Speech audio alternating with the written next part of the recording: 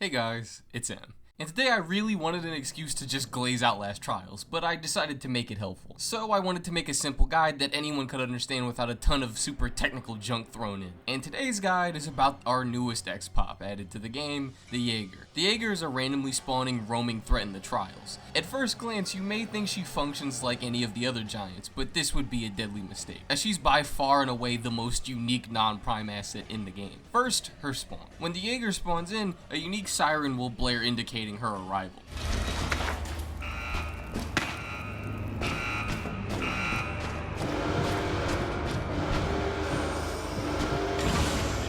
The reason this is downright mandatory is due to her first unique trait. She always knows where you are. No matter if you're hiding or doing an objective, as long as she's on the map, she will always be moving towards you. Meaning passivity or just being locked down on any map she's in can cause her to zero in on your location quite easily. Another thing you might have noticed if you've gone against her already is rigs don't really work on her at all. Stun blind or just generic bricks and bottles will only stun her for less than half of a second. Barricade won't slow her down more than any normal door would, and Jammer straight up cannot hack her.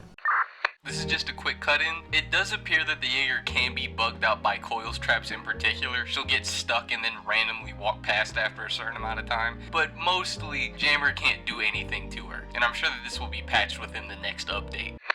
But don't worry, we haven't gotten to the worst part yet. If she catches you, you die. She doesn't have a normal attack like the others. She will always grab you, and if that grab fully lands, this will immediately execute you. So you have to respawn. This character is going to be the bane of most slow playstyles, or the most difficult part of any mission that requires you to sit around in one area. Her mere presence on the field forces players to act quickly, or else risk an immediate loss or respawn. And alongside the other enemies that were already present in the game before, I'd say she has the most potential to shift up a calm and well thought out plan the moment she hits the scene. But she doesn't lack weaknesses, as Red Barrel has never really missed when it comes to balancing their enemies in my opinion. First, she's really slow, far slower than anyone else in the game, including you. She also won't really use the door to warp around in my experience unless she's managed to kill her target or she's leaving in general. It's very possible to bait her to one side of the map or just far away, so your teammates can either finish the objective or so you can dash past her and do what you need to do in the allotted time. She's also very loud.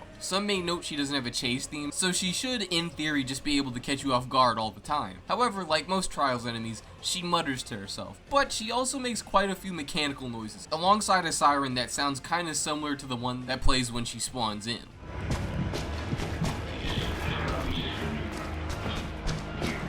This siren doesn't play at her exact location, so you'll still have to listen out for her murmurs, but it means she's close enough where you should be thinking about leaving. Last thing that makes her pretty easy to spot is her glowing eye. I don't doubt you wouldn't have picked up on any of the other signs before this one, but even if you have your night vision off, she has one glowing eye to show herself even in the dark. Her very slow walk speed and general loud nature means she won't really just pop out of nowhere and completely blindside you. But this game, as I'm sure we're all aware, is based off of holding you in certain areas to finish objectives or you dealing with everyone else on the map. It leads to these scenarios where you might be struggling to deal with everyone or everything else, and then she appears and it makes the situation much more stressful. She's like a looming dread the moment she steps onto the stage, but not in an unfair kind of way. Funnily enough, disregarding all those other ways I said to deal with her earlier, even her close quarters counterplay can be pretty simple. Evasive maneuvers is able to toss her off of you easily, and like pushers, she always needs to grab you. This means it's a guaranteed escape whenever you have it. As expected, she won't be stunned for as long as the others, but it's enough to get away.